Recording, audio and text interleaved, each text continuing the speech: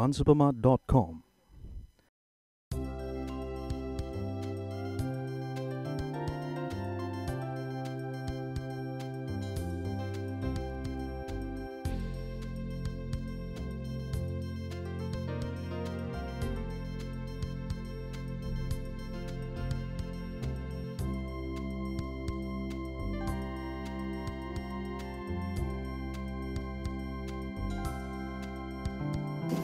Hi and welcome to Fund Supermart's webcast. Today we have Adeline Loa, Director, Channel Marketing and Distribution of Eastspring Investments Berhad, and we will be talking about Asian equities.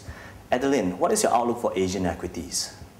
Asian markets, we actually, in terms of valuation, is attractive.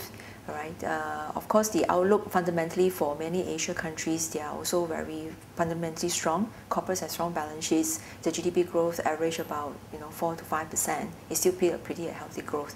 So we foresee that the outlook for second half, of course, no doubt will be impacted by the Europe crisis as well. We could see that they are quite resilient in terms of the outlook for Asia in the second half. How much upside do you see and what are the key drivers?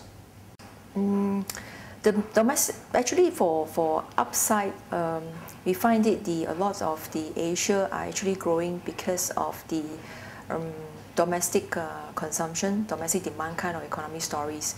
So Asia will basically grow to a certain level where the key drivers are basically in like financial, for example, sectors like, for example, telecommunication, and things like that. So property will be, infrastructure development also will be an in thing for Asia to grow in the coming few years to come as well.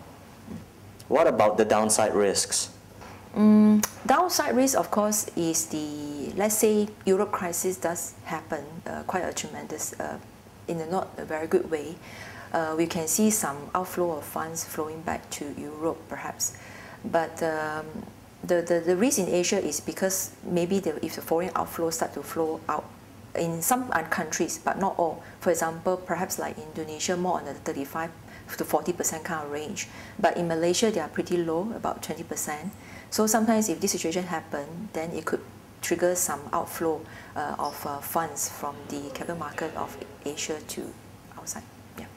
Within the Asian markets, which countries and sectors do you feel particularly bullish on? In terms of country, we still feel that Indonesia and Philippines has a growth. That's why the market actually grown quite a fair bit. But of course, potentially growing a limited upside unless their profit actually grow further. Of course, China, in terms is, a lot of bad news has affected into it and to price in as well as already. So potentially upside, we foresee that China will have more in terms of versus other countries in Asia. Which countries and sectors do you feel bearish on? In terms of country, we find it in terms of valuation, perhaps Indonesia is not very attractive in that sense, in terms of cheap valuation. Same thing like Philippines. So in terms of these two countries, perhaps we feel a little bit bearish in terms of that kind of sentiment. What is your advice for investors who are looking to invest in Asian markets?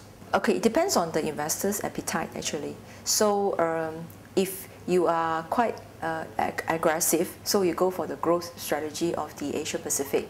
So if you are more appetite for risk, you can even go into China per se. But of course, the volatilities are there.